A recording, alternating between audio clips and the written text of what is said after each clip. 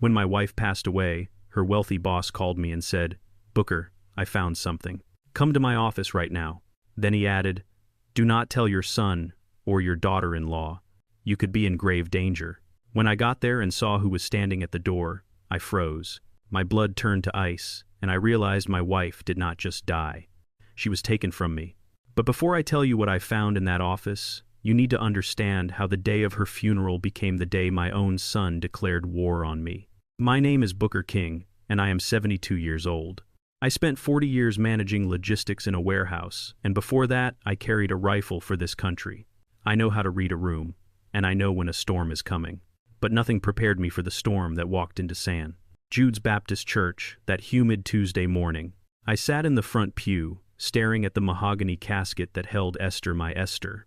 We had been married for 45 years.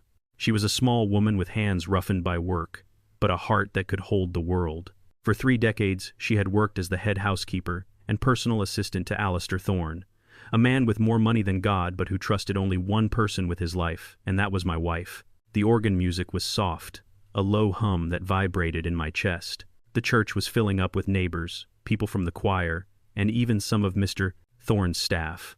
Everyone was whispering in respectful, low tones, everyone, except the 2 people who should have been sitting right next to me. My son Terrence and his wife Tiffany were late.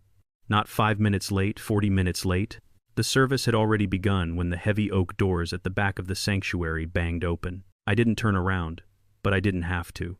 I heard the sharp clack of high heels against the stone floor, echoing like gunshots in a library. Heads turned. I could feel the collective intake of breath from the congregation. I kept my eyes fixed on the flowers atop Esther's casket, white lilies, her favorite. Then I smelled them before I saw them.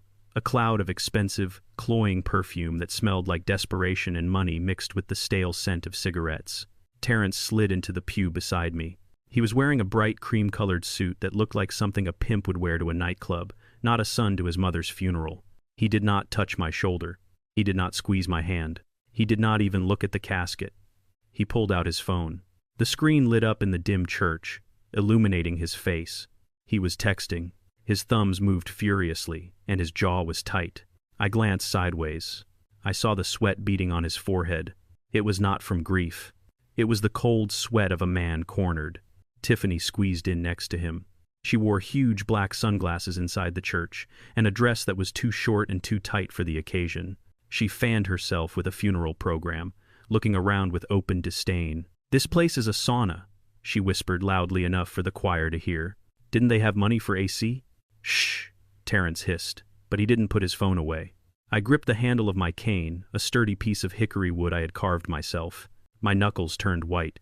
I wanted to tell them to leave, to show some respect for the woman who had paid for Terrence's college, who had paid for their wedding, who had bailed them out more times than I could count. But I said nothing. I was a man of discipline. I would not cause a scene at Esther's homegoing.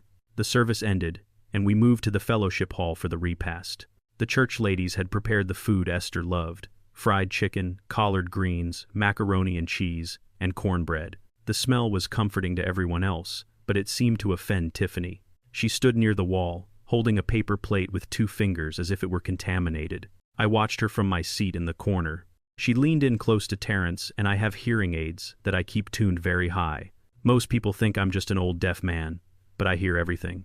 "I can't believe we have to eat this grease," Tiffany hissed. "My stomach is turning just looking at it. And look at these people. This whole thing is so cheap. Where did all her money go, Terrence? You said she had savings." "She spent it on pills," Terrence muttered, his mouth full of food he hadn't bothered to bless. "Well, at least that expense is gone now," Tiffany said, and she let out a small, cruel laugh. "That's $500 a month back in our pockets." My heart stopped. Then it started beating again with a slow, heavy rhythm of pure rage. My wife was not even in the ground an hour, and they were celebrating the savings on her heart medication. I looked down at my hands. They were trembling not from age, but from the urge to wrap them around something. The room began to clear out. Neighbors came by to shake my hand, to offer condolences. I nodded and thanked them, but my eyes never left my son. He was pacing by the exit, checking his watch every 30 seconds. Finally, when the last guest had left, Terrence walked over to me. He did not ask how I was doing. He did not ask if I needed a ride home. He stood over me, blocking the light. "Dad," he said, his voice flat. Where is the key to Mom's safe? I looked up at him slowly. I saw the bags under his eyes, the twitch in his cheek. This was my boy, the boy I taught to fish, the boy Esther had rocked to sleep. Now he looked at me like I was an ATM that had swallowed his card. What did you say? I asked, my voice raspy. The safe key, Terrence repeated, louder this time. Tiffany says Mom had a life insurance policy. We need to check the paperwork. We're entitled to 50% as next of kin. Tiffany stepped up beside him, crossing her arms. We need to start the probate process immediately, Booker. Funerals are expensive, and we have bills. We know Esther hoarded cash in the house. I stood up. It took me a moment, my knees were stiff. I leaned on my cane and looked them both in the eye. I am 6'2". Even bent with age, I towered over Tiffany. Your mother is not even cold yet, I said, my voice low and dangerous. And you're asking for money. It's not about money, Terrence snapped. It's about asset management. Don't be difficult, Dad. We know you don't know how to handle finances. You just worked in a warehouse. Mom handled everything. We're just trying to help. Help? I scoffed. You're trying to scavenge. There is no money for you, Terrence. Not today. Terrence stepped closer, invading my personal space. His eyes were wild. Listen to me, old man. You don't know what's going on. This house is in trouble. We are in trouble. If we don't find that money by the end of the week, things are going to get very bad. What kind of bad? I asked. The kind where you end up on the street, Terrence spat. Now give me the damn key, or I'll turn this house upside down until I find it myself. He reached for my pocket. I slapped his hand away with a speed that surprised us both. Get out of my face, I growled. Tiffany gasped. You're senile, she shrieked. You're losing your mind. We should have you committed for your own safety. We'll discuss that later, Terrence said, his voice dropping to a menacing whisper. Dad, you have until tonight. If I don't have that key, I'm calling the social worker. I'll tell them you're unfit to live alone. I'll sell this house out from under you. He turned and stormed out. Tiffany shot me one last look of disgust before following him, her heels clicking away like a ticking clock. I stood alone in the fellowship hall. The silence was deafening. My own son, he was desperate. I had seen that look in the eyes of junkies and gamblers before. He was not just greedy. He was afraid. Suddenly my phone buzzed in my breast pocket. I pulled it out. My hands were shaking so badly I almost dropped it.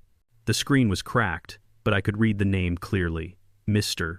Alistair Thorne, Esther's boss, the billionaire who hadn't left his estate in 5 years. Why was he calling me? I answered, Booker.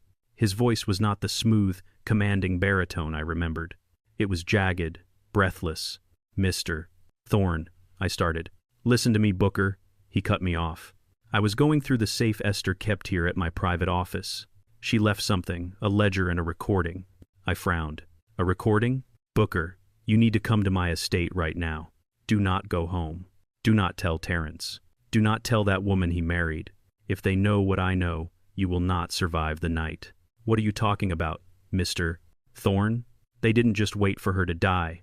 Booker, Thorne whispered. They helped her along. The room spun. I grabbed the back of a chair to steady myself. Come to the service entrance, Thorne said. The gate is open. I have someone here you need to see. I hung up the phone. The grief that had been weighing me down evaporated. In its place was a cold, hard resolve. I walked out of the church and climbed into my rusted 1994 Ford pickup truck. It was old and ugly, but the engine was strong, and in the glove box, wrapped in an oily rag, was my old service pistol. I checked the chamber loaded. I was not just a widower anymore. I was a soldier entering enemy territory, and my son was the target. I told Terrence I had to go see the pastor to settle the final bill for the service. It was a lie, but lies were the only currency my son understood anymore. I grabbed my keys from the hook by the door, but before I could turn the handle, a manicured hand slammed against the wood, blocking my path. It was Tiffany. She was still wearing that black dress that was too tight, and her eyes were hidden behind those ridiculous sunglasses, even though we were inside a dim hallway. She held out a palm, her fingers wiggling expectantly. "Where do you think you're going, Booker?" she asked, her voice dripping with fake sweetness that made my skin crawl. "To pay the church," I said, keeping my voice flat. "You're not going anywhere without leaving the credit card," she said, stepping closer. "I need to go buy supplies for the guests who might drop by later. We need wine." We need decent cheese, not that garbage the church ladies served. I looked at her. I really looked at her. I saw the way her eyes darted to my back pocket where my wallet was. She didn't want cheese. She wanted to go to the mall. She wanted a new handbag to match her funeral attire. She wanted to swipe my card until the magnetic strip wore off, just like she had done to Esther for years. I reached into my pocket. Tiffany smiled, a greedy little smirk that showed her teeth. I pulled out my wallet. Her hand twitched. I opened it and pulled out a single $20 bill. It was wrinkled and worn, just like me. I let it drop from my fingers. It fluttered through the air and landed on the linoleum floor, right between her expensive heels. "Get some crackers," I said. Her mouth fell open. She looked at the money, then at me, her face turning a blotchy red. "Is this a joke?" she screeched. "Do you know who I am?" "I know exactly who you are," I said, stepping forward. She flinched. For a second the mask slipped, and I saw the fear. She scrambled back, stepping aside to let me pass while her eyes stayed glued to the $20 bill on the floor. She would pick it up. I knew she would the moment the door closed. Greed has no pride. I walked out into the humid afternoon air and climbed into my 1994 Ford pickup. The door creaked, a mournful sound as I pulled it shut. The cab smelled of old leather and pipe tobacco. It was my sanctuary. The engine roared to life with a cough and a sputter, but it settled into a steady rhythm. This truck was like me, ugly on the outside, but it never quit. I backed out of the driveway, leaving my son and his wife to fight over the scraps in my house. As I drove down the street, the houses began to blur. I was not just driving to the other side of town. I was driving back in time. I thought about Esther. For 30 years, she had left our house at dawn and returned after dark. She took the bus to the north side, to the gated estates where the driveways were longer than our entire block. She scrubbed floors. She polished silver. She organized lives that were not her own. To the world, she was just a housekeeper, a servant, invisible. But Esther saw everything. She knew where the skeletons were buried because she was the one dusting the closets. I gripped the steering wheel tighter, my knuckles popping. My son Terrence thought I was just a tired old man who moved boxes in a warehouse. He forgot what I did before the warehouse. He forgot that Uncle Sam sent me to a jungle halfway across the world when I was just 18. You learn things in war. You learn that the quietest moments are the most dangerous. You learn to watch the grass for movement that shouldn't be there. You learn that when the enemy smiles, he is usually holding a knife behind his back. I had been watching Terrence and Tiffany for months. I noticed the new watch Terrence wore that cost more than my truck. I noticed the way Tiffany stopped leaving receipts on the counter. I noticed the way Esther had grown quiet in the weeks before she died, her eyes darting to the phone every time it rang. I had been trained to spot an ambush, but I never thought the enemy would be sleeping in the guest bedroom. I merged onto the highway, the old Ford vibrating under my hands. I checked my mirrors constantly. Old habits die hard. No one was following me. Terrence was too busy trying to find the safe key to notice I was gone. I took the exit for Highland Park. The air changed here. It smelled of fresh-cut grass and old money. The fences grew higher. The gates became more elaborate. I pulled up to the massive iron gates of the Thorne estate. A security camera buzzed and turned toward me. I rolled down the window. "Booker King," I said. The gate clicked and swung open silently. I drove up the winding paved driveway, lined with oak trees that were older than the country itself. My rusted truck looked like a stain on a white sheet against the pristine landscaping. I parked next to a silver Rolls-Royce. The contrast would have made a lesser man feel small. It just made me feel focused. I got out and adjusted my suit jacket. It was a cheap suit bought off the rack 10 years ago, but I wore it with the posture of a man who answers to no one. The front door opened before I could knock. Alistair Thorne stood there. He was 80 years old, confined to a wheelchair, his body withered by time and illness, but his eyes were as sharp as broken glass. He wore a velvet smoking jacket and a silk scarf. He did not look at me like the help. He did not look at me like a charity case. He looked at me like a man who was about to go into battle and was glad to see another soldier. "Booker," he said, his voice raspy but firm. "Mr. Thorne." I nodded. He extended a hand. It was thin and trembling, but his grip was surprisingly strong. We did not shake hands like businessmen. We clasped hands like brothers. "I'm sorry about Esther," he said. "She was the finest woman I ever knew, better than me, better than all of us." "Thank you, sir," I said, my throat tight. "Come inside," Thorne said, spinning his wheelchair around. "We don't have much time. Your son will figure out you're gone soon. I followed him into the foyer. The floors were marble. The ceiling soared 20 feet high. It was a palace, but it felt cold, empty. Esther had been the warmth in this house. Without her, it was just a museum.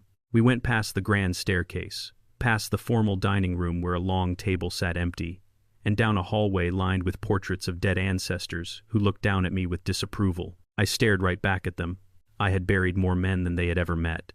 Thorne led me to his private study at the back of the house, a room I had never been in. The walls were lined with leather-bound books. The air smelled of cedar and brandy.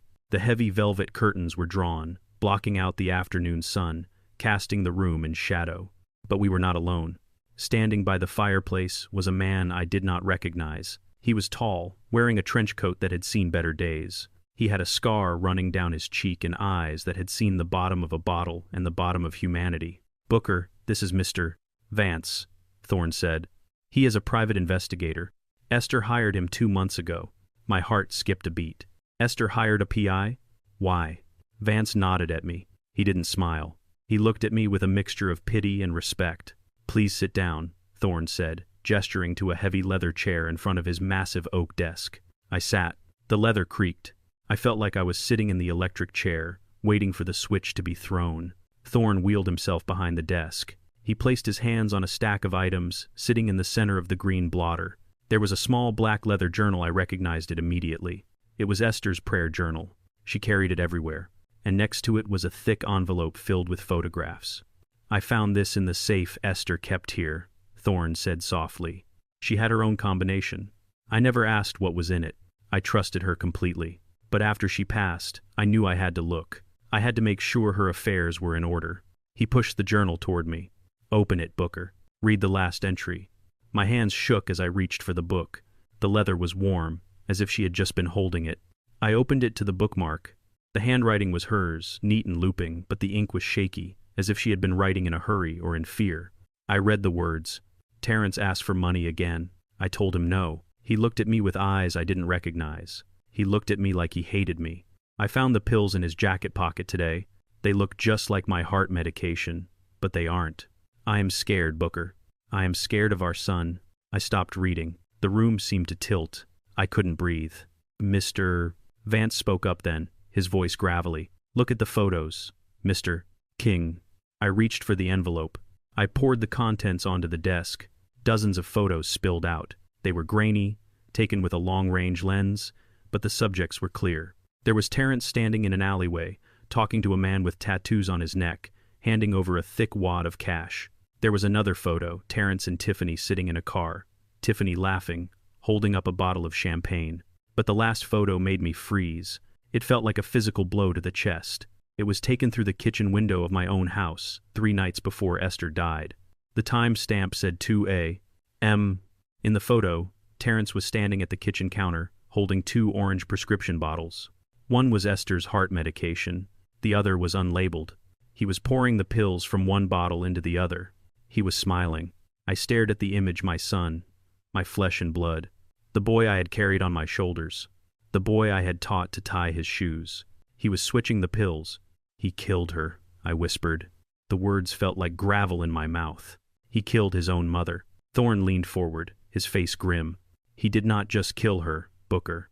He executed her. And now he is coming for you." "Why?" I asked, looking up, my eyes burning but dry. "Why would he do this?" Thorne pointed to the journal again. "Turn the page, Booker. Look at what she was hiding from you, from everyone." I turned the page, and there, pasted into the book, was a bank statement. The balance was not a few thousand. It was not even 100,000. It was $3 million. My Esther, the housekeeper, the woman who clipped coupons and darned my socks, was a millionaire. And Terrence knew. The realization hit me with the force of a freight train. He didn't kill her because he hated her. He killed her because he was greedy. He killed her for a payday. I stood up. The chair fell backward with a crash. "I'm going to kill him," I roared. I reached for my back waistband where the cold steel of my pistol pressed against my spine. "I'm going to go back there and put a bullet in his head." "No," Thorne shouted, his voice cracking like a whip. I stopped, panting, my hand on the gun. "If you kill him now, you go to prison, and he wins," Vance said, stepping forward, hands raised. "You'll rot in a cell, and Tiffany will spend that money on vacations and jewelry. Is that what Esther would want? I looked at the photo of my son, the monster. Then, what do? We trap him, Thorne said, his eyes cold and hard. We make him confess. We make him destroy himself. But to do that, you have to go back there. You have to play the grieving, confused old man. You have to make him think he's won. You have to make him think you are weak. Can you do that, Booker? Can you look the man who murdered your wife in the eye and pretend you do not know? I looked at the journal. I looked at the photos. I thought about Esther, about the fear she must have felt in those final days. I took a deep breath. I straightened my jacket. I picked up my cane. I was a soldier once. I know how to follow orders. And I know how to wait for the kill shot. I'll do it, I said. Thorne nodded. Good.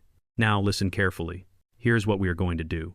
And, as he laid out the plan, I felt the old soldier inside me waking up. My son thought he was a predator. He thought I was prey. He was about to find out that he had walked into the den of a lion. Thorne pushed the small black leather journal across the mahogany desk toward me. It smelled of lavender, the scent Esther always wore. My hands trembled as I opened it. The handwriting was hers, neat loops I had known for 45 years. But the words were strangers to me. I started reading. March 12th. Mr. Thorne's portfolio is up 12% this quarter. My recommendations on the tech startups paid off. I stared at the page. Recommendations. My Esther, the woman who clipped coupons for canned corn, was giving investment advice to a billionaire. I looked up at Thorne. He nodded. Esther was not just my housekeeper, Booker. She was my financial compass. She had a gift. She saw patterns in the market no one else saw. Over 30 years, I paid her a commission on every successful trade. I turned the page. A bank statement was pasted there. The balance made my breath hitch. $3 million. My wife was a millionaire. She had built a fortune in silence, scrubbing floors by day and studying markets by night. But as I flipped forward, the tone of the entries changed. The ink became jagged. January 4th. I found another withdrawal, $2,000. The signature looks like mine, but the loop on the E is wrong. It is Terrence. I know it is him. February 10th. $5,000. This time, I confronted him. He denied it. He screamed at me. He said I owed him. I looked at the total loss calculated at the bottom of the page. $50,000 in 2 years. My son had been bleeding his mother dry while driving a leased Mercedes and wearing Italian suits. The shame burned in my chest, hotter than the grief. She never told me. She carried this burden alone to protect me from the truth about our boy. She died trying to save our savings from his greed. Vance, the private investigator, stepped forward, his trench coat rustling. He laid out a series of high-resolution photographs on the desk. They were taken with a night vision lens, grainy and green, but clear enough to stop my heart. Mr. King, look at the timestamp. 2:14 a.m. 3 days before your wife passed. The photo showed my kitchen. The checkered curtains Esther sewed herself were visible. And there was Terrence, standing by the counter where Esther kept her daily pill organizer. In his hand he held a small amber vial that looked identical to her heart medication. In the next photo he was pouring the contents of that vial into her organizer and pocketing her real pills. Vance pointed a calloused finger at the image. We analyzed the trash from your curb the next morning. We found the vial he threw away. It did not contain beta blockers. It contained a concentrated stimulant, a high-grade amphetamine mixture dangerous enough to cause cardiac arrest in a healthy man. Fatal for someone with your wife's condition. Thorne spoke up, his voice like gravel. It was not a heart attack, Booker. It was murder. Calculated, cold-blooded murder. He waited until her prescription was low. Then he made the switch. He knew exactly what he was doing. He watched her take those pills. He watched her die. And he did it for money. He did it because she was about to cut him off. I looked at the photo of my son. His face was illuminated by the refrigerator light. He was not crying. He was not hesitating. He was smirking. The monster who lived in my house. The boy I taught to ride a bike. He had poisoned the woman who gave him life because he wanted a payout. A sound escaped my throat, a low, guttural roar of pure animal pain. The room spun. I grabbed the edge of the desk so hard the wood creaked. My vision blurred with red-hot tears. I stood up, knocking the heavy leather chair backward. I'm going to kill him. The words tore out of my throat, raw and bleeding. I'm going to drive back there and put him down like a rabid dog. He does not deserve to breathe. He does not deserve a trial. He took my Esther. He took my life. I turned toward the door, my hand reaching for the handle. I was not a father anymore. I was an executioner. Stop. Thorne's voice cracked through the air like a whip. He slammed his hand on the desk. Booker, stop. If you walk out that door with a gun, you lose everything. You go to prison for the rest of your life, and Terrence wins. He becomes the victim. He inherits the house. He inherits the money. Tiffany spends every dime while you rot in a cell. Is that what you want? Is that what Esther would want? I froze, my hand on the doorknob, my chest heaving. Vance stepped between me and the door. We don't have enough for a conviction yet, Booker. The vial in the trash is circumstantial. The photos show him touching the pills, but not what was in them. A defense lawyer would tear it apart. We need more. We need him to say it. We need a confession. Thorne wheeled himself closer, his eyes burning into mine. You have to go back there. You have to walk into that house and look at the man who killed your wife and smile. You have to play the part, Booker. Be the grieving, confused old man they think you are. Let them believe they have won. Let them get comfortable, because when they are comfortable, they will make mistakes. And when they slip, we will be there to catch them. Can you do that? Can you be a soldier one last time? I drove back to my house in my old Ford pickup, and the steering wheel felt like it was made of ice under my grip. The engine hummed a low, steady rhythm that usually calmed me, but today it sounded like a funeral dirge. I checked my rear-view mirror not for traffic, but to look at my own face. Thorne had told me to play the part, the grieving, confused old man my son thought I was. I tried to smile. I tried to cultivate a look of weakness and senility, but the face staring back at me was hard, the lines around my mouth etched deep with a rage that tasted like battery acid. I had to soften my eyes. I had to slump my shoulders. I had to bury the soldier who wanted to strangle his enemy and resurrect the father who was lost in grief. It was the hardest thing I had ever done, harder than boot camp, harder than the war, because the enemy wasn't a stranger across a jungle clearing. The enemy was the boy I had taught to catch a baseball. Every mile marker felt like a step closer to hell. I pulled into the driveway and turned off the engine. I sat there a moment, breathing in the scent of old tobacco and dust, gathering the strength to walk into the house that was no longer a home. I stepped onto the porch, and the front door was already ajar. My heart hammered not from fear, but from the violation of it. This was Esther's sanctuary. She kept it spotless. She kept it sacred. Now, the door hung open like a broken jaw. I stepped into the foyer, and the sound hit me first. A tearing sound, wet and sharp, like flesh being ripped from bone. I walked into the living room and stopped. The air was thick with dust and feathers. Tiffany was on her knees in the center of the room. In her hand she held a yellow box cutter. She was attacking Esther's favorite floral sofa, the one she had saved 3 years to buy. Tiffany was slashing the cushions open one by one, plunging her hands into the stuffing and ripping it out in great white handfuls. She looked like a wild animal. Her hair was wild, her dress stained with dust, and she was muttering to herself, "Where is it? Where is the cash?" She didn't even see me. She tossed a cushion aside and stabbed the back of the sofa, slicing the fabric with a violent hiss.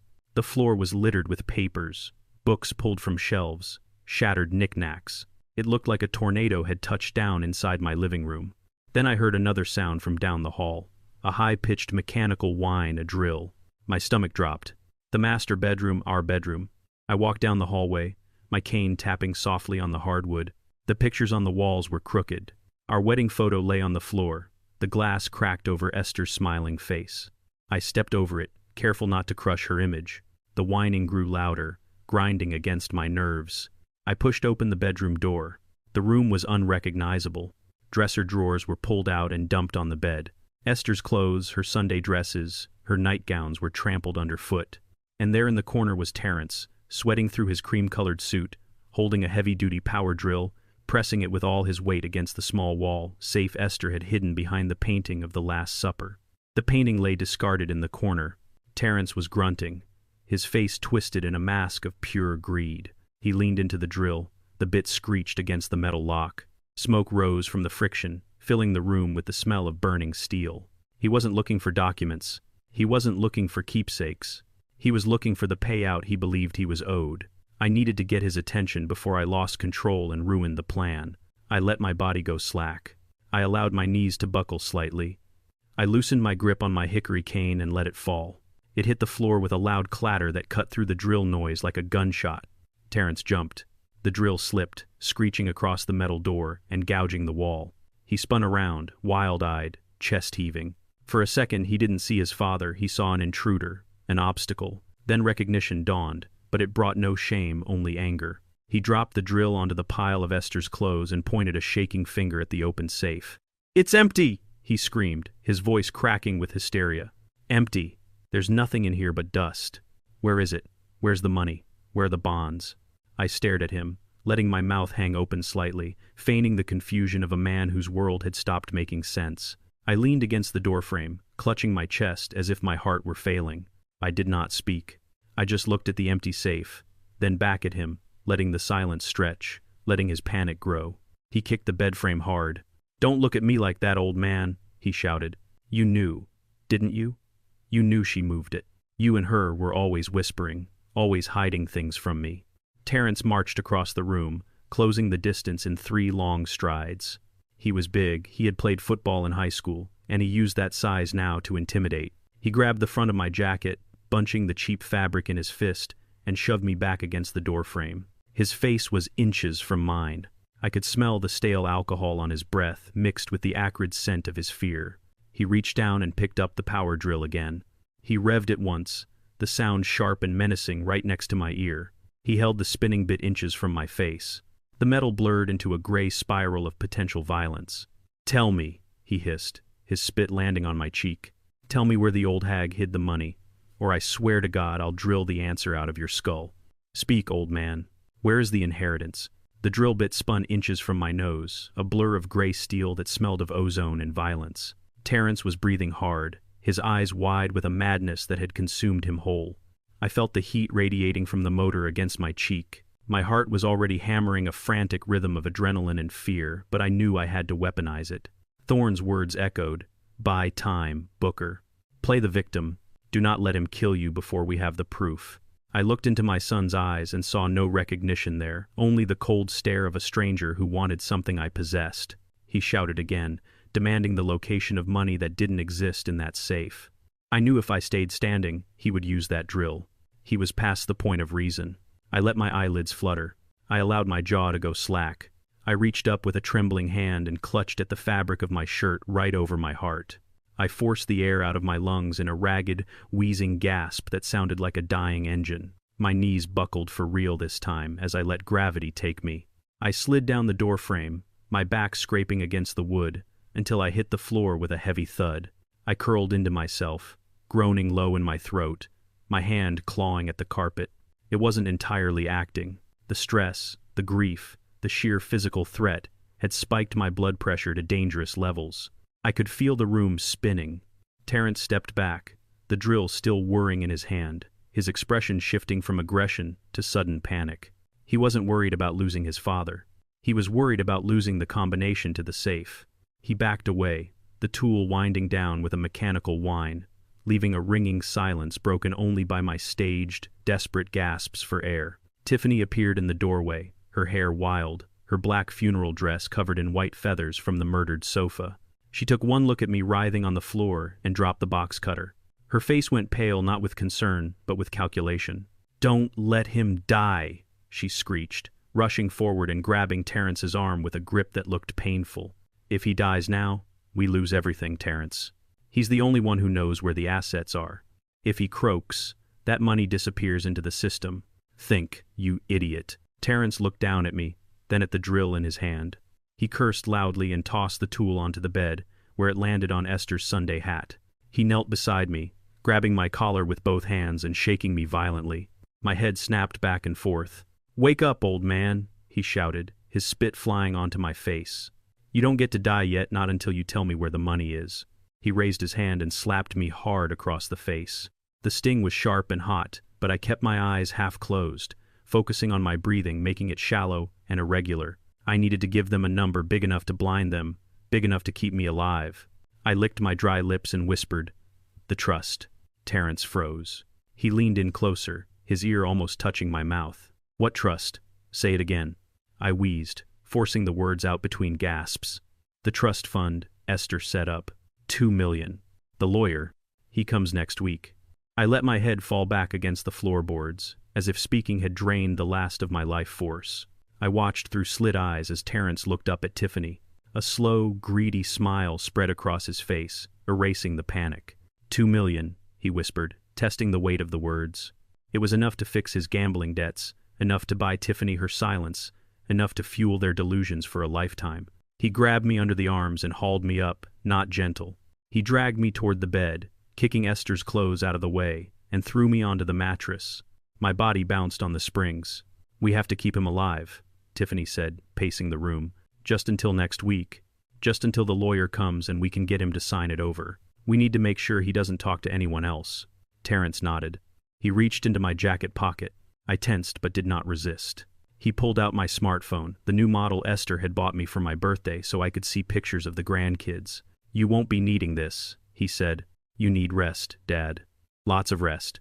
He slipped the phone into his own pocket, cutting off my lifeline to the outside world. He walked backward out of the room, his eyes never leaving mine. He looked like a zookeeper, locking a dangerous animal in its cage. Tiffany followed, casting one last suspicious glance at me before disappearing. The door slammed shut. The heavy thud vibrated through the floorboards. Then came the metallic slide of the deadbolt, the sharp click of the lock engaging. I was a prisoner in the house I had paid for with 40 years of sweat. I lay still on the bed, listening to their footsteps retreating, listening to them whispering about millions that didn't exist, planning a future they would never see. They thought they had taken my phone. They thought they had cut me off. They didn't know about the loose floorboard under the bed or what was hidden beneath it. 2 days passed in that stifling room. The air grew heavy with the scent of my own sweat and the lingering perfume of Esther that still clung to the curtains. The sun crawled across the floorboards, marking time like a prisoner scratching tally marks on a wall. Twice a day the lock clicked, and the door opened just a crack. Tiffany slid a plastic plate across the floor with her foot like she was feeding a stray dog. The first meal was a sandwich made with bread blooming green mold on the crust. The cheese was hard and sweating oil. The water was lukewarm, tap water in a dirty glass. "Eat up, old man," she sneered through the crack. "We're cutting costs until the trust fund clears." Every instinct screamed to throw it back at her, to starve rather than accept her insults. But I was a soldier. Soldiers do not starve out of pride. Soldiers eat whatever they can to keep the machine running. I picked off the mold with shaking fingers. I ate the dry bread. I drank the water. I needed my strength. I did push-ups against the wall when they were asleep. I paced the room to keep the blood flowing in my legs. I was not just surviving. I was preparing. Night felt like a heavy blanket, suffocating the house. I pressed my ear against the wood of the door. The house was old, built in the 1920s, and the ventilation ducts carried sound like a telephone wire. I heard heavy footsteps pacing in the living room back and forth the sound of a trapped animal. Then the ring of a cell phone shattered the silence. Terrence answered on the first ring. His voice was low, but desperation made it carry. "Please listen to me, Marco. I have the money coming. It's a trust fund. My mother left it. No, do not send anyone to the house. I swear on my life I'll have it." A long, terrifying silence. Then Terrence again, voice cracking with tears. 500,000 is a lot of cash to move in 2 days. I need more time. Just give me a week. Please, Marco. I lost it on the spread, but I can make it back. Do not touch my legs. A grown man crying to a gangster. I understood then. It was not just greed. It was survival. My son had gambled away $500,000 on football games he didn't understand. He was deep in the hole. With men who didn't send late notices, they sent men with baseball bats and pliers. The deadline was 3 days. If he didn't pay, he was a dead man walking, and I was his collateral. I slid down the door until I hit the floor. My son was not just a murderer. He was a desperate fool, and desperate fools are the most dangerous creatures on earth. I waited until I heard Terrence pass out on the couch, the clinking of a bottle against glass, telling me he was drinking away his terror. I crawled toward the bed. Esther had been brilliant. She anticipated storms before the first cloud appeared. Years ago, when Terrence first started stealing, she hired a carpenter to install a false bottom in the floorboard under her side of the bed. She told me it was for jewelry. I knew it was for emergencies. I pushed the heavy mattress aside with a grunt. My muscles burned, but I ignored the pain. I found the loose board and pried it up with the handle of a metal spoon I had hidden from my dinner tray. Inside, wrapped in oilcloth, lay my salvation, a Nokia brick phone, fully charged and turned off, and beside it, the cold, heavy weight of a .38 snub-nosed revolver. I checked the cylinder 5 rounds. Enough to end this. But Thorne was right. I needed justice, not just blood. I turned on the phone. The screen glowed green in the darkness. I typed a message to the number Thorne had given me, using the simple code we agreed on. The wolf is at the door. Debt is 500, large. Deadline 3 days. Need extraction. Minutes ticked by like hours. Then the phone buzzed against my palm. Lawyer Solomon Gold arrives at 0900 hours tomorrow. He has the paperwork. Get ready to play your part. Do not break character. We are coming for you. I turned off the phone and hid it back under the floorboard. I slid the gun under my pillow. I lay back in the dark and stared at the ceiling. Tomorrow the curtain would rise. Tomorrow I would be the frail old man they wanted to see. But inside, I was already pulling the trigger. The sun came up like a judgment I wasn't ready to face, but the click of the deadbolt told me showtime had started. The door swung open, and for the first time in 2 days I wasn't greeted with a sneer or a kick. Tiffany stood there, holding a steaming mug of coffee, her face plastered with a smile that looked like it hurt. "Good morning, Dad," she chirped, voice an octave higher than usual. "We have a guest. You need to look presentable." She handed me the mug. It said "World's Best Grandpa" on the side. The irony tasted bitter, but I drank the coffee. I needed the caffeine to sharpen my edges. Terrence appeared behind her wearing a fresh suit and a tie that was too tight.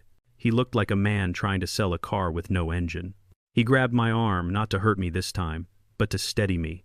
"Easy there, old-timer," he said loud enough for the neighbors to hear. "Let's get you to the living room. Mr. Gold is here." They walked me down the hallway like I was fragile china they were afraid to drop.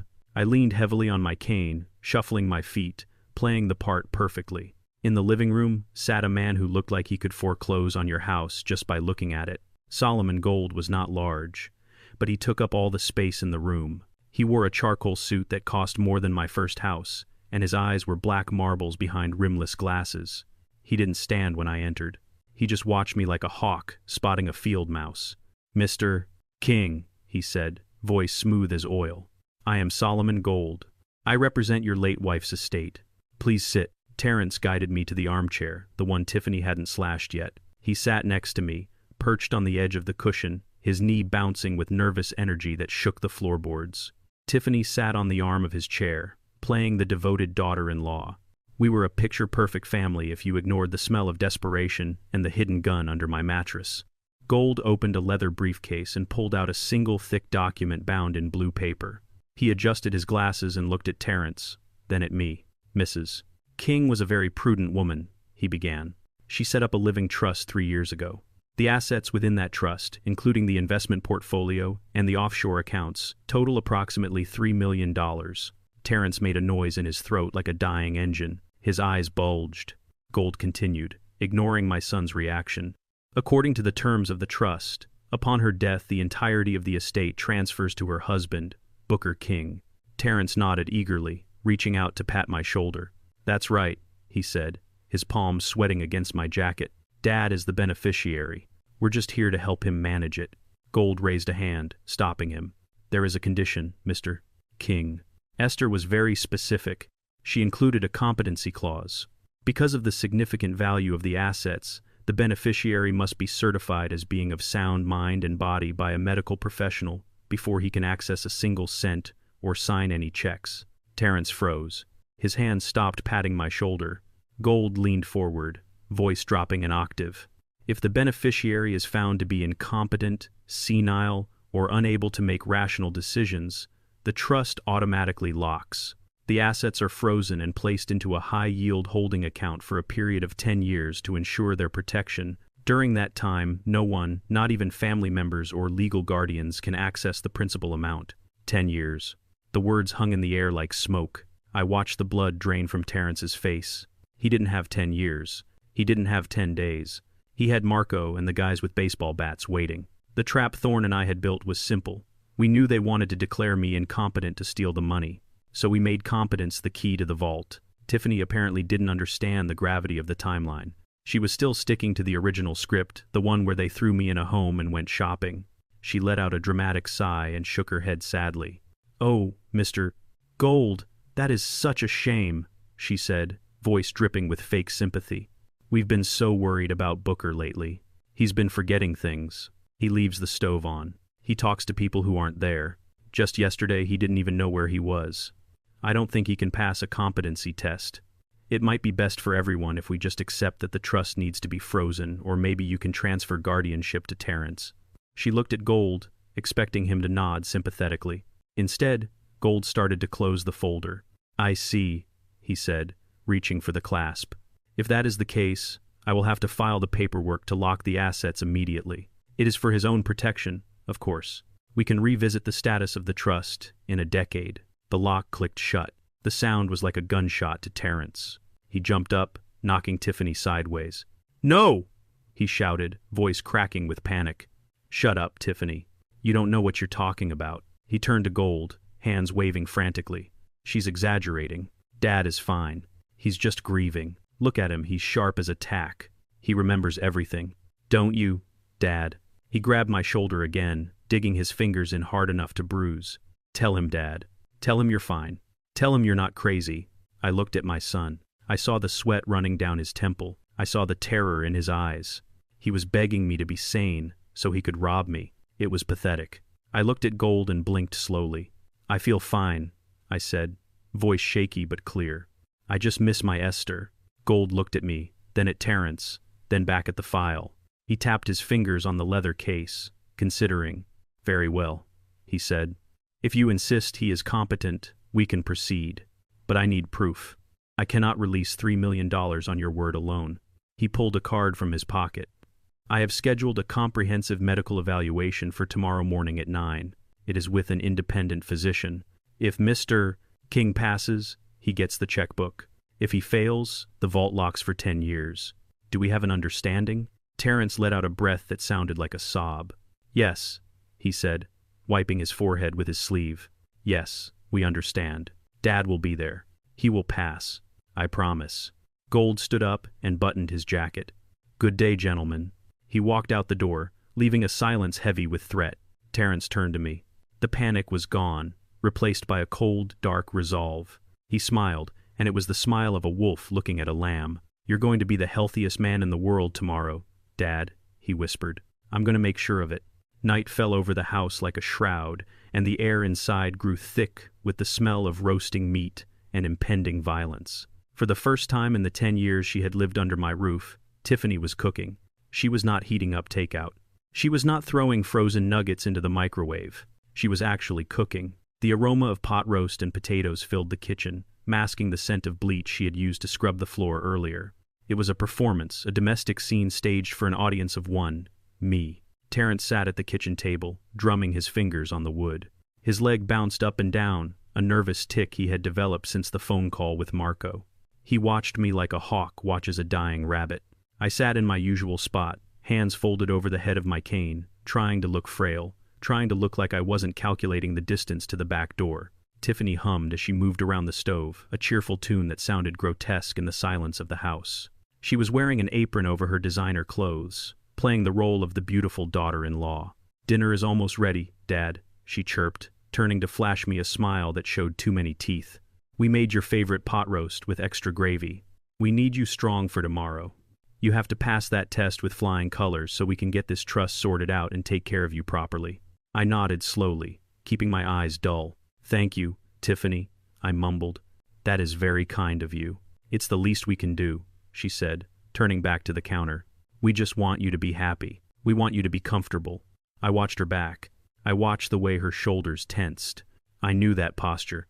It was the posture of a soldier planting a mine. I shifted in my chair, angling my body toward the dark window that looked out onto the backyard. Outside, it was pitch black. The glass had turned into a mirror, reflecting the kitchen behind me with perfect clarity. I did not look at Tiffany directly. I looked at her ghost in the glass. She thought I was staring at my own reflection, lost in the dementia she claimed I had. But I was watching her hands. She reached into the pocket of her apron. She pulled out a small white paper packet, the kind a street corner dealer hands you through a car window. She glanced over her shoulder at me. I let my jaw hang slack and stared blankly at the window. She turned back to the stove, satisfied that I was gone mentally. In the reflection, I saw her tear the packet open. She tipped it over the bowl of soup she had set aside for me. A fine white powder cascaded into the dark broth, dissolving instantly. She stirred it vigorously, 1 stir, 2 stirs, 3, mixing death into dinner. She wasn't just seasoning my food, she was spiking it. She picked up the bowl and turned around, face composed into a mask of maternal care. "Here we go, Dad," she said, setting the steaming bowl in front of me. "Eat up while it's hot. The gravy will do you good." I looked down at the brown liquid. It smelled savory, salty, and lethal. I looked at Terrence. He was watching me intently, eyes locked on the spoon in my hand. "Eat, Dad," he urged, voice tight. "You need the nutrition." I lifted the spoon. My hand trembled. I let the tremor grow worse, shaking the utensil until it rattled against the bowl. I lifted a spoonful toward my mouth. Terrence leaned forward, holding his breath. Tiffany wiped her hands on her apron, waiting. I brought the spoon to my lips, then let a violent spasm take over my arm. I jerked my hand sideways. The spoon hit the edge of the bowl hard. "Oops," I whispered. I swept my arm across the table in a clumsy arc, knocking the bowl completely over. It flew off the edge and shattered on the linoleum floor. The soup splashed everywhere, coating the cabinets, the chair legs, my shoes in a hot, sticky mess. "Oh, no!" I cried, voice cracking. "I'm so clumsy. I'm so sorry." Tiffany shrieked, jumping back to avoid the splash.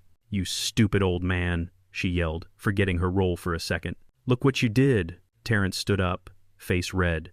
"It's okay," he said through gritted teeth, forcing himself to stay calm. "It was an accident, Tiffany. Clean it up.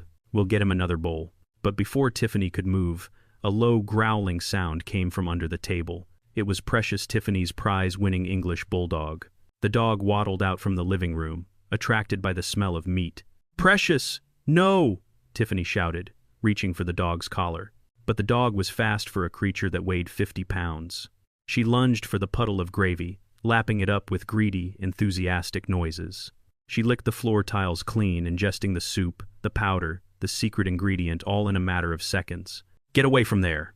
Tiffany screamed, kicking at the dog. It was too late. The bowl was licked clean. I watched the dog. Terrence watched the dog. Tiffany stood frozen, a roll of paper towels in her hand, eyes wide with horror. For a moment nothing happened. Precious looked up, licking her chops, wagging her stub of a tail, waiting for more. Then she sneezed. It started as a sneeze, then a cough, then a high-pitched wheeze. The dog's legs stiffened. She fell onto her side, kicking the air as if running in a dream. Foam, white and pink, bubbled from her jowls. Her eyes rolled back into her head, showing the whites. Tiffany dropped to her knees, screaming the dog's name. She tried to hold the animal, but Precious was thrashing violently, claws scratching the linoleum. 1 minute passed. The thrashing slowed. 2 minutes. The wheezing turned into a gurgle. 3 minutes. The dog went rigid one last time, arched her back, and then went limp. The silence that followed was heavy and absolute. Precious lay dead on the kitchen floor, her tongue lolling out amidst the shards of the broken bowl. I looked at the dead animal. Then I looked up at my son. "What happened to the dog, Terrence?" I asked, voice trembling with fear. I didn't have to fake. Why did she die? Terrence stared at the dog, face draining of color until he looked like a corpse himself. He looked at the empty packet peeking out of Tiffany's apron pocket, then back at the dead animal. He swallowed hard. "She had a cold," he whispered, voice barely audible. "She was sick. It was just a seizure, Dad. Just a cold." He lied. I knew he lied. And looking into his terrified eyes, I knew he knew that I knew. That soup wasn't meant to help me sleep. It was meant to stop my heart. The sun rose gray and sickly over the city, matching the feeling in the pit of my stomach. I had survived the night by pushing a heavy dresser in front of my bedroom door and sleeping with one eye open, my hand under the pillow gripping the cold steel of my revolver. But morning brought a new danger. Terrence banged on my door at 7 sharp. His voice was tight with forced cheerfulness that sounded like a violin string about to snap. "Get dressed, Dad. We have that appointment." I moved the dresser slowly, making enough noise to sound like an old man struggling. I opened the door and saw him. He looked worse than I did, eyes bloodshot, smelling of mints trying to cover last night's whiskey. He ushered me out to his car, a leased luxury sedan 2 months behind on payments. I sat in the passenger seat, clutching my cane, watching the familiar streets of my neighborhood fade away. I expected us to turn toward the city center, toward the hospital district where real doctors practiced. But Terrence turned left toward the industrial park, toward the part of town where streetlights were broken and storefronts boarded up with plywood. "Where are we going, son?" I asked, voice trembling just the right amount. "The hospital is the other way." Terrence gripped the steering wheel so hard the leather creaked. "We're going to a specialist, Dad," he said, eyes fixed on the road. "A private practitioner. He's the best. He'll get you that certificate in no time." I looked out the window at graffiti-stained walls and piles of trash on the curb. A specialist. Sure. A specialist in back-alley abortions and no questions asked stitching. We pulled up to a brick building that looked condemned 10 years ago. No sign, just a metal door with peeling green paint. Terrence hurried me out of the car, looking over his shoulder as if he expected the devil to be following us. We walked inside. The waiting room smelled of mildew and stale cigarette smoke. No magazines. No receptionist. Just a flickering, fluorescent light that buzzed like a dying fly. A door opened, and a man stepped out wearing a white coat stained yellow at the cuffs. He was short, balding, sweating profusely, despite the chill. I recognized him not as a doctor, but from the photos Vance had shown me. This was Doc Miller, a disgraced veterinarian who had lost his license for selling ketamine to local dealers. Terrence's poker buddy. "Ah, Mr. King," Miller said, wiping his damp hands on his coat. "Please come in. We have everything ready." I shuffled into the examination room. It was filthy. The exam table was covered in a sheet that hadn't been changed in a week. No diplomas on the wall, just a calendar from an auto parts store. "Sit down," Miller said, gesturing to the table. Terrence stood by the door, blocking the exit, arms crossed. I sat, the paper crinkling loudly under my weight. Miller moved to a metal tray. I saw a syringe already filled with a clear liquid. Large dose. Too large for a vitamin shot. Too large for anything meant to heal. He tapped the barrel, flicking air bubbles to the top. The liquid swirled, viscous and deadly. "What is that?" I asked, eyes wide with feigned fear.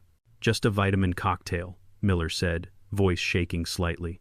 "It'll perk you up, get your blood flowing for the lawyer. Helps with memory." Terrence nodded from the doorway. "Take it, Dad. It's for your own good." I looked at the needle, then at Miller. I saw the tremors in his hands. I saw the way he licked his lips. He was terrified. He wasn't a killer. He was a desperate man doing a favor for a desperate friend. But a needle in the arm is just as deadly as a bullet in the brain.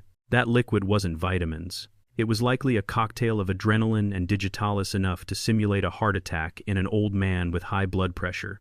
The backup plan, since the dog ate the soup, they decided to inject the poison directly. Miller approached, needle raised. "Roll up your sleeve, Mr. King." I looked at Terrence. He was watching with a hunger that made my skin crawl. I slowly began to unbutton my cuff. My movements were agonizingly slow. Miller shifted his weight impatiently. Come on," he muttered. I pulled my sleeve up, exposing the thin skin of my inner arm. Miller leaned in. He smelled of fear and antiseptic. He grabbed my arm to steady it. I let him find the vein. I let the tip of the needle hover millimeters from my skin. Then I moved not with violence, but with intimacy. I leaned forward until my face was inches from his ear. I gripped his wrist with my free hand. My grip was not the grip of a frail old man. It was the grip of a man who had moved crates for 40 years. Miller froze, eyes widening, meeting mine. "Doc," I whispered, voice low and steady, completely devoid of the senile tremor I had been faking. "Before you push that plunger, you should know something. I sent a GPS pin to my fishing buddy about 20 minutes ago. He gets worried when I go to bad neighborhoods." Miller frowned, confused. "Your fishing buddy?" "Yes," I said, tightening my grip until I felt his bones grind. "His name is Sheriff Patterson. He's on his way here right now to have a cup of coffee with us, and he's bringing the drug dogs." The color drained from Miller's face so fast I thought he might faint. The needle slipped from his fingers and clattered onto the metal tray. He jerked his arm back, breaking my hold, and stumbled away, crashing into a cabinet of glass jars. "Sheriff," he squeaked. "You called the sheriff?" He turned to Terrence, eyes bulging. "You said he was senile. You said he didn't know what day it was. He knows the sheriff, Terrence. You brought a man who's friends with the cops to my clinic. Are you trying to get me killed?" Terrence looked from me to Miller, mouth opening and closing like a fish. "He's lying," he shouted. "He doesn't know how to use a smartphone." I took it from him. I smiled a cold, hard smile. "I have more than one phone, son." Miller grabbed Terrence by the lapels and shoved him toward the door. "Get out!" he screamed. "Get him out of here right now. I'm not going to jail for you. Take your dad and your debts and get out before the cops show up." He opened the back door of the clinic and practically threw us out into the alleyway. "Get out!" he yelled again, slamming the heavy metal door and locking it with a resounding thunk. We were left standing in the garbage-strewn alley, the sound of distant sirens playing tricks on Terrence's mind. He looked at me, and for the first time he saw something other than a victim. He saw a threat, but he was too deep in his own delusion to see the whole picture. He grabbed my arm, fingers digging into my bicep with bruising force, and dragged me toward the car. He threw me into the passenger seat and slammed the door so hard the car shook. He stomped around to the driver's side and got in, hitting the steering wheel with his fists 1, 2, 3 times. He screamed a wordless sound of pure frustration. Then he turned to me, face twisted, eyes burning with a hate that had no bottom. "Fine," he hissed, starting the engine and peeling out of the alley. "You want to play games, old man? You want to be difficult? We tried to do this the easy way. We tried to be nice, but you leave me no choice. Tonight you sign those papers. I don't care if I have to break every finger on your hand to make you hold the pen. We are doing this the hard way." We drove back to my house in a silence heavier than the humid air outside. Terrence drove with knuckles white on the steering wheel, eyes darting to the rearview mirror every few seconds as if he expected the sheriff to materialize out of the asphalt. I sat watching the familiar neighborhood roll by the oak trees I had planted 30 years ago, the mailboxes I knew by name. We turned the corner onto my street, and my stomach dropped. There, in the middle of my front lawn, driven right into the heart of Esther's prize-winning hydrangea bushes, was a sign, bright red and aggressive, "For sale by owner, cash only." My heart hammered against my ribs. I looked at the driveway. A sensible silver station wagon was parked there. Standing on the porch was a young white couple holding hands, looking up at the eaves of my home. They looked hopeful. They looked innocent.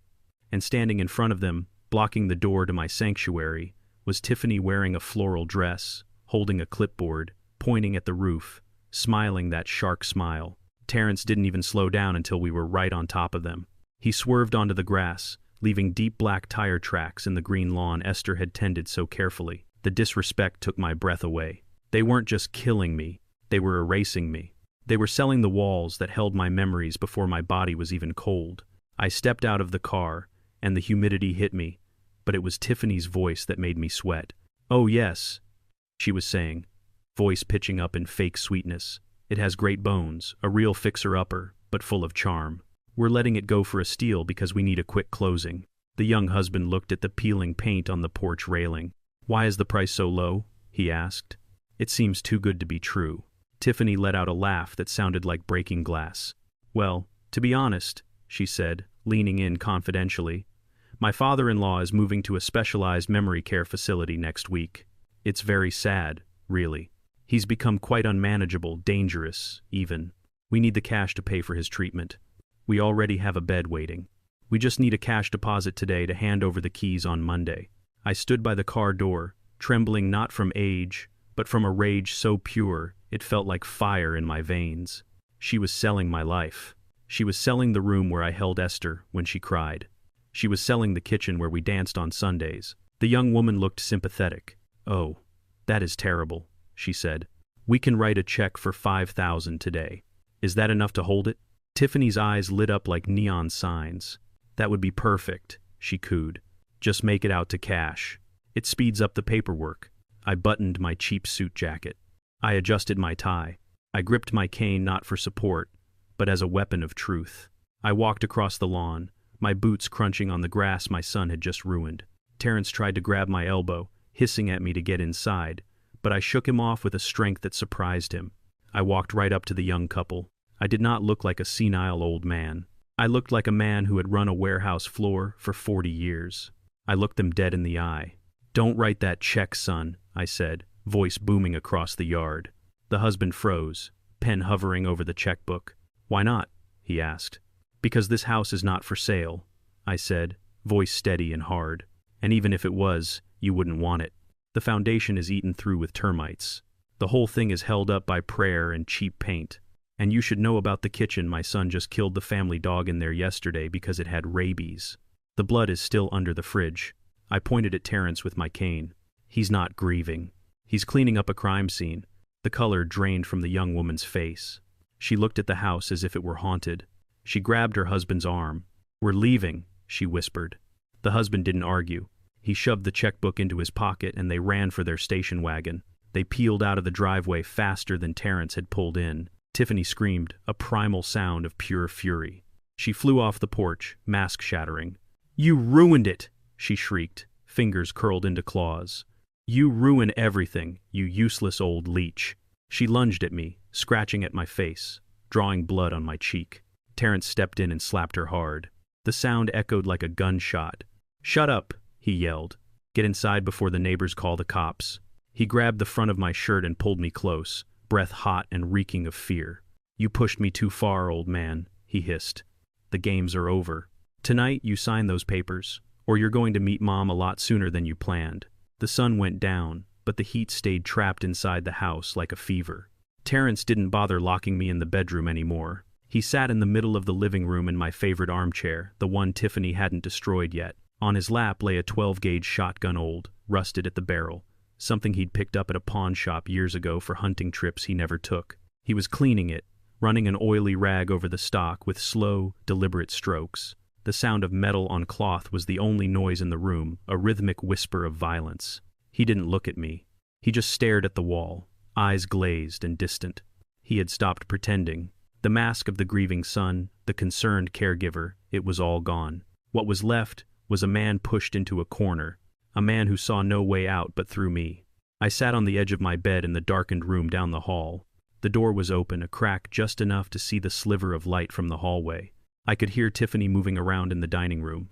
The sound of packing tape being ripped from the roll was sharp and loud in the quiet house. Rip, smooth, rip, smooth. She was packing not clothes, not memories.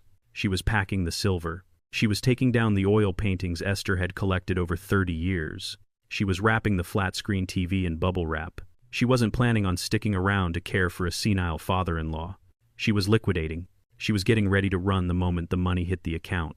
She would leave Terrence to deal with the mess, to deal with the body. I knew her type. She was a survivor, a parasite who would detach and find a new host the moment the current one dried up. The phone rang. It was Terrence's cell on the coffee table, next to a half-empty bottle of bourbon. The ringtone was loud, jarring in the tense silence. Terrence let it ring 1, 2, 3 times. Then he picked it up, hand shaking slightly. He put it on speaker. "Marco," he said, voice cracking. "Please, I just need a few more hours." The voice on the other end was calm, professional, and terrifying. "Terrence, you are out of hours. My associates are on their way. They have instructions. If the money is not in the account by 9 a.m., they start with your knees. Then they move up. Do you understand?" The line went dead. Terrence stared at the phone. He took a long pull from the bottle, amber liquid spilling down his chin. He wiped it away with the back of his hand. His eyes were red-rimmed, wild. He stood up, shotgun clutched in his hand. He swayed slightly, the alcohol and terror mixing into a dangerous cocktail. He looked down the hall right at my door. I heard his footsteps heavy and uneven on the floorboards. He was coming. I reached under the mattress, fingers brushing the cold steel of my revolver. But I didn't pull it out. Not yet. I needed him close. I needed him to commit. The door to my room burst open, slamming against the wall with a force that cracked the plaster. Terrence stood in the doorway, silhouetted by the hall light. He looked like a monster from a child's nightmare. In one hand he held the shotgun, barrel pointed at my chest. In the other he crumpled a piece of paper the power of attorney form Solomon Gold had left. "Sign it," he rasped, voice sounding like gravel grinding together. "Sign it now, old man, or I swear to God I'll paint this room with your brains." The barrel of the shotgun looked like a tunnel into the afterlife, dark and smelling of gun oil and old rust. I stared right down the center of it. I did not blink. I did not look away. My heart was beating a slow, steady rhythm against my ribs, the rhythm of a man who had made his peace with death a long time ago in a jungle far away. Terrence was shaking. The tremors started in his hands and worked their way up his arms until his whole body was vibrating with bourbon and adrenaline. He looked pathetic. He looked dangerous. He looked like a stranger wearing my son's face. The paper crinkled in his fist. "Sign it," he screamed again. "Sign the paper, and I'll let you live. I'll put you in a home. You'll be safe. Just sign the damn paper." I looked from the gun to his eyes. They were bloodshot, swimming in tears and rage. He was breaking apart at the seams. I knew I had to push him. I needed him to say it. I needed the recording device hidden under the floorboard to catch every syllable of his sin. I leaned back on the mattress, resting my weight on my elbows. I did not reach for the pen. Instead, I asked the question that had been burning a hole in my soul for 3 days. Why did you kill your mother, Terrence? Why did you murder the woman who gave you life? The question hung in the air between us, heavy and suffocating. Terrence flinched as if I had slapped him. The shotgun dipped for a second, then snapped back up. "Shut up," he hissed. "You don't know what you're talking about." "I know about the pills," I said, voice calm and low. "I know you switched them. I know you watched her die. Why, son, was the money worth it?" Terrence let out a sound that was half laugh, half sob. He lowered the gun slightly, pacing the small room like a caged tiger. "You want to know why?" he shouted. "You really want to know? Because she was a miser. She was sitting on millions, Dad. Millions. And she watched me drown. She watched me struggle to pay my lease. She watched me borrow from Marco. She knew I was in debt. She knew I was scared. And what did she do? She lectured me. She told me I needed to be responsible. She told me she was cutting me off." He stopped pacing and pointed the gun at my face again, expression twisted into pure hatred.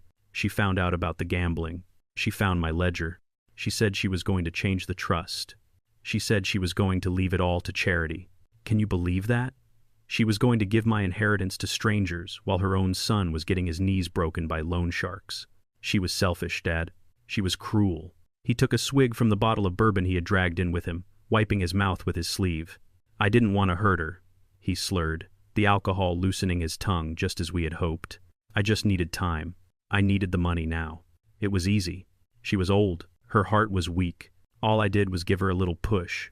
I switched the beta blockers for the stimulants. It wasn't poison. It was just medicine. If she had been stronger, she would have survived.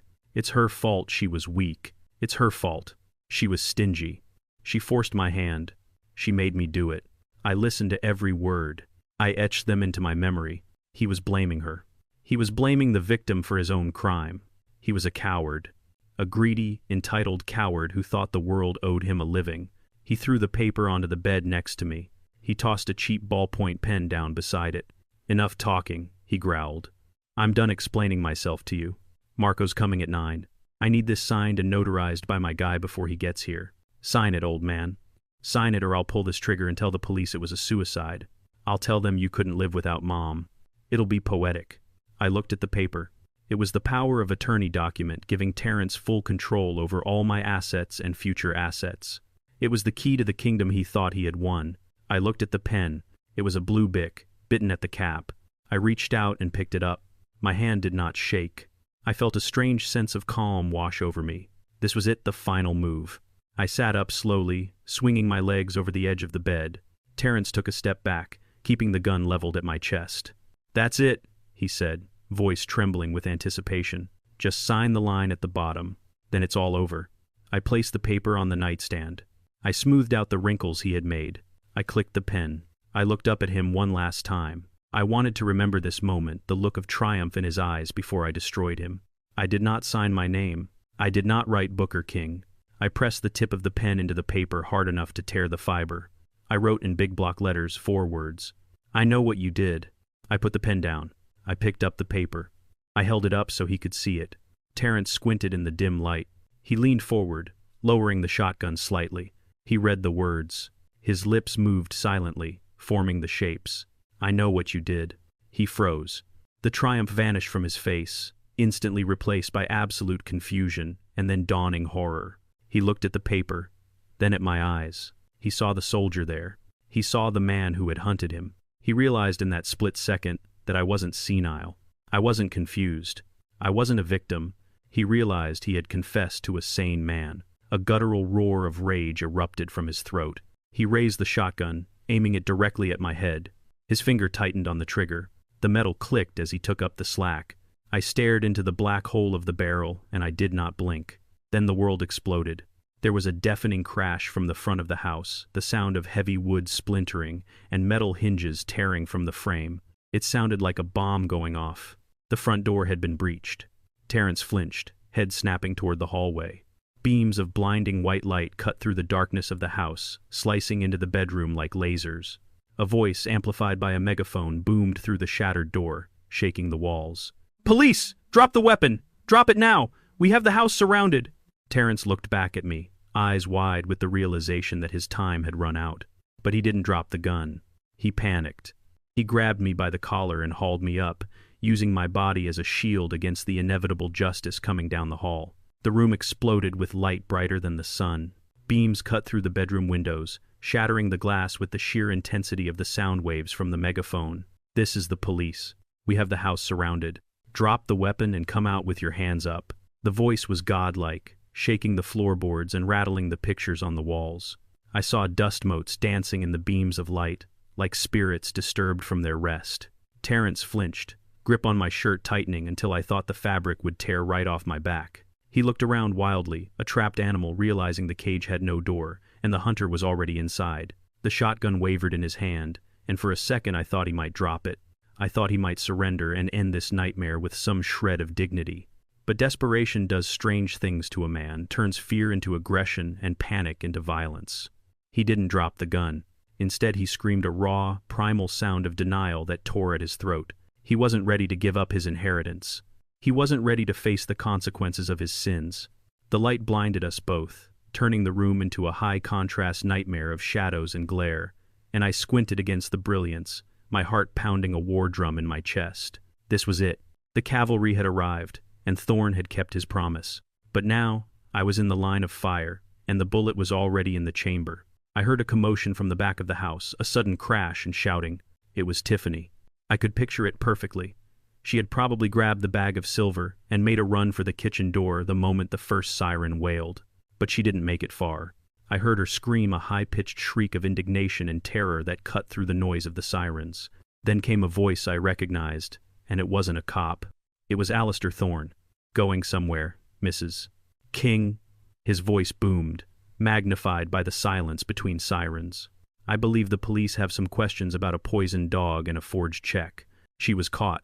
Thorne had his private security team covering the exits. There was no way out. Terrence heard it too. He heard his wife being cornered.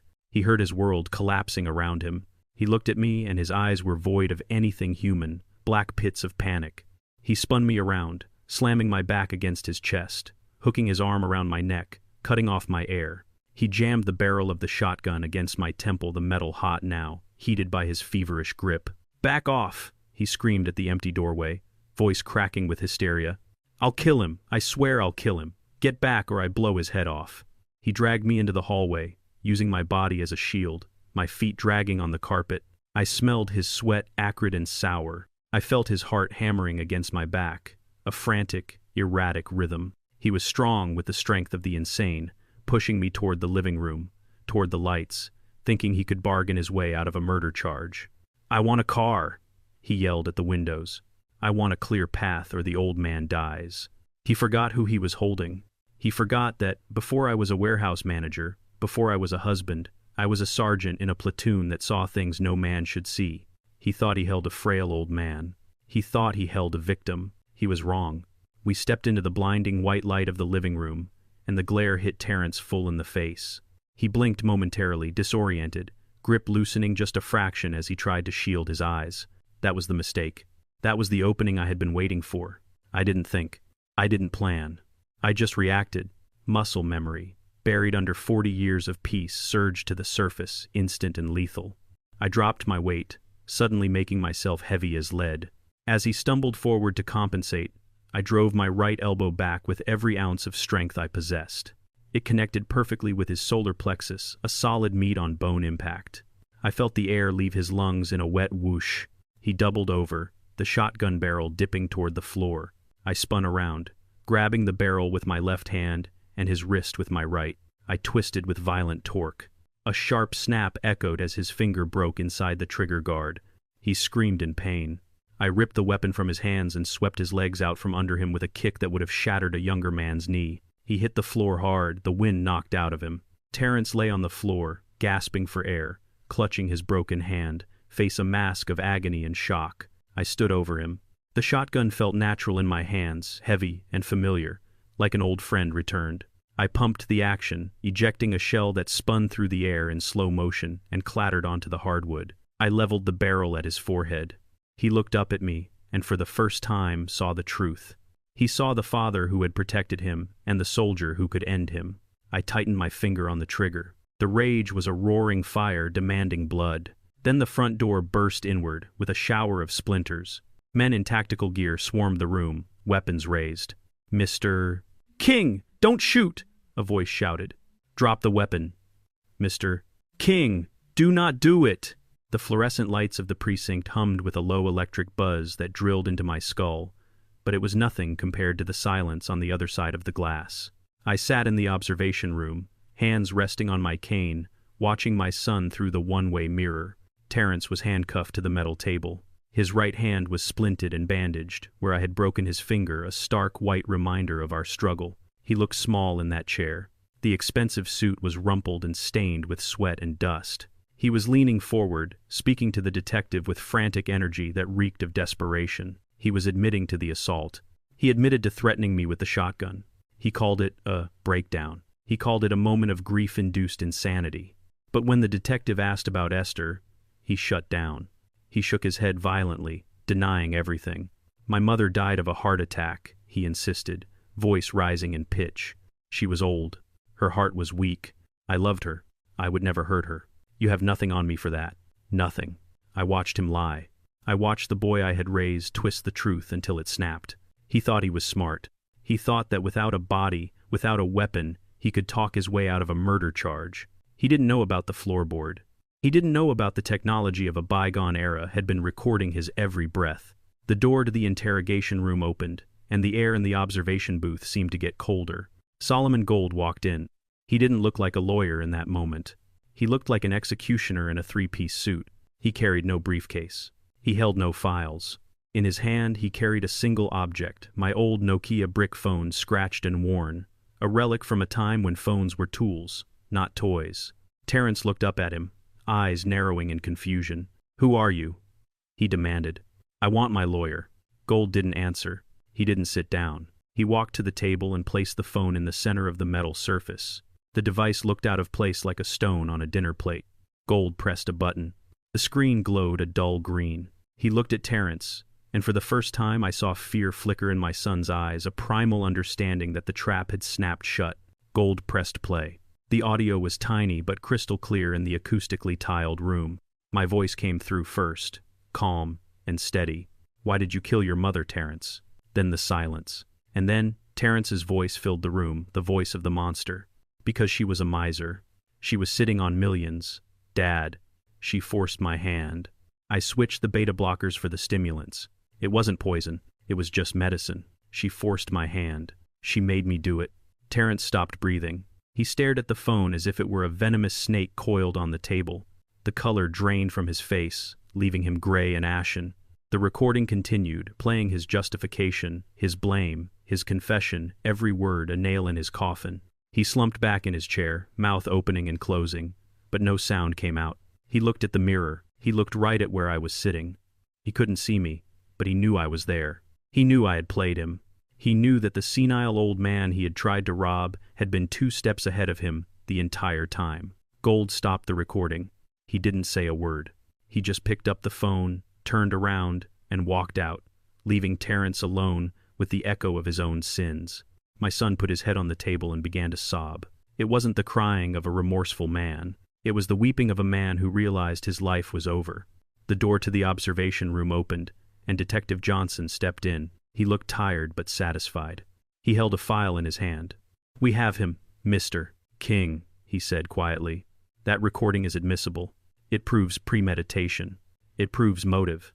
But that's not all." He opened the file and laid a transcript on the console in front of me. "We've been questioning your daughter-in-law in the next room. She didn't hold up as well as he did. The moment we told her we had the recording of Terrence, she cracked. She's singing like a canary to save her own skin. She confessed to everything, opening credit cards in your name, identity theft, poisoning the dog to test the powder. And most importantly, She gave a sworn statement that she witnessed Terrence throwing away the real heart medication and replacing it with the stimulants. She said he bragged about it. She said he called it the perfect crime. I looked down at the transcript. Tiffany's words were there in black and white, confirming every horror I had suspected. She was throwing him to the wolves to get a plea deal. There was no loyalty among thieves. There was no love in that house. Just greed and survival. I felt a heavy weight settle in my chest. It was the finality of it. My family was gone. My wife was murdered. My son was a killer.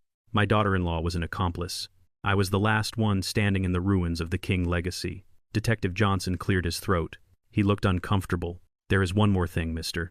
King," he said, voice grave. "The recording and the testimony are strong, but to secure a conviction for first-degree murder beyond a reasonable doubt, we need physical evidence. We need to prove the stimulants were in her system. We need to prove it wasn't a natural heart attack. I knew what was coming. We need to exhume Esther's body," Johnson said softly. "We need to run a toxicology screen. I know this is asking a lot. I know you just buried her, but we need your permission to bring her back up." I looked through the glass at my son. He was broken, defeated, but he was still alive. Esther was in the cold ground because of him. She didn't get to say goodbye. She didn't get to see Paris. She died scared and betrayed in her own kitchen. If bringing her up meant keeping him down, then it was what I had to do. I gripped my cane. I thought of the woman who had stood by me for 45 years. "Do it," I said, voice hard as stone. "Dig her up, find the poison, and bury him with it." The morning they dug up my wife, the sky was the color of a bruise. I stood at the edge of the cemetery plot, leaning heavy on my cane while the machinery roared. Every scoop of dirt felt like a physical blow to my own body. I had spent 45 years protecting Esther. My one job was to keep her safe, and I had failed. I let a wolf live in our house, and now I was failing her again by disturbing her peace. I watched the metal teeth of the bucket bite into the soil and had to close my eyes. I felt a hand on my shoulder. It was Alistair Thorne in his wheelchair, face pale but eyes steady. He did not offer empty platitudes. He just sat there bearing witness to the horror because he loved her too. We waited in the cold morning air until the casket was raised muddy and scarred. They loaded it into a white van without ceremony. I followed that van to the medical examiner's office, driving my truck with a numbness that spread from my fingers to my heart. We sat in a sterile waiting room that smelled of floor wax and formaldehyde. The hours dragged by like years. I stared at a crack in the linoleum floor, trying not to imagine what was happening behind the double doors. Detective Johnson pushed open the double doors at 2:00 the afternoon. He held a clipboard against his chest, face grim. "We have the results," he said. The medical examiner found massive concentrations of ephedrine and caffeine in her blood work, along with traces of a synthetic amphetamine. "It was not a natural heart attack, Mr. King. Her heart didn't fail. It was exploded. The dosage was 10 times the safe limit. For a woman with her condition, it was a death sentence within an hour of ingestion." I looked at the toxicology graph. It was just ink on paper, but it represented the moment my wife died. We ran a comparison against the residue found in the vial your investigator pulled from the trash. It's a perfect chemical match. We also found traces of the same substance in the upholstery of your son's car. It is conclusive. We have the weapon. We have the opportunity. We have the motive. And thanks to your recording, we have the confession. The numbness evaporated. It was replaced by a cold, hard weight of finality. It was real. My son murdered my wife. He poisoned her. He watched her die. And he did it for money he owed to thugs. By 5, the district attorney had filed the paperwork. Terrence King was charged with murder in the first degree, conspiracy to commit murder, elder abuse, grand larceny, fraud, the list went on. Tiffany was charged as an accessory to murder, conspiracy, and fraud. The judge denied bail. They were remanded to county jail until trial. I saw them on the news that evening doing the perp walk. Terrence in an orange jumpsuit that clashed with his pale, terrified skin. Tiffany crying, hiding her face. They were going to die in prison. It was justice, but it didn't bring Esther back. I sat in the waiting room of the station feeling empty. The adrenaline was gone, leaving me hollowed out. I was an old man with no wife and no son. I was alone. Solomon Gold walked in carrying a thick manila envelope. "The legal matter of the criminal case is now in the hands of the state," he said softly. "But there is still the matter of the estate. I don't care about the money, Solomon. Burn it. Give it away." I don't want a dime of the money that killed her. Gold shook his head. You need to see this. He opened the envelope and pulled out a document bound in blue paper. The will we showed Terrence was a draft. It was a decoy designed to flush him out. Esther wrote another one, a final one, the day she hired the investigator. She left instructions that were only to be revealed once the threat was neutralized. He placed the document in my hands. Read it, Booker. Read what she really wanted. I opened the blue legal folder, and the first page was a handwritten letter on the creamy stationery Esther kept in her vanity drawer. My dearest Booker, if you are reading this, it means I am gone, and it likely means I did not go peacefully. I have kept secrets from you, my love, not because I did not trust you, but because I wanted to protect you. I wanted you to live a simple life without the burden of wealth and the vultures it attracts. But I failed, Booker. The vulture was already in our nest. I have watched our son change. I saw the way he looked at us, not with love, but with calculation. If I die under suspicious circumstances, do not trust him. Do not mourn me yet. Go to Alistair Thorne. He holds the key to everything. I love you, Booker. You were my soldier in life, and I know you will be my soldier after I am gone. Fight for us. Fight for the truth. A single tear escaped my eye and landed on the word soldier. She knew. She had lived in terror in her own home, and she had faced it with quiet dignity that broke my heart. Gold turned the page to the formal will. To my son, Terrence King, I leave the sum of $1 dollar. $1. A deliberate, calculated insult. A final slap from the grave. To my daughter-in-law, Tiffany King, I leave absolutely nothing.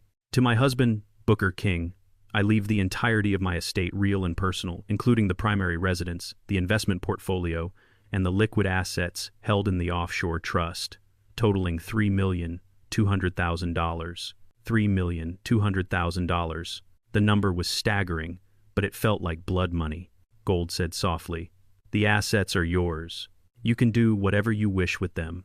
I stood up and walked to the window. Outside, the city was moving on. I thought about the house on Elm Street.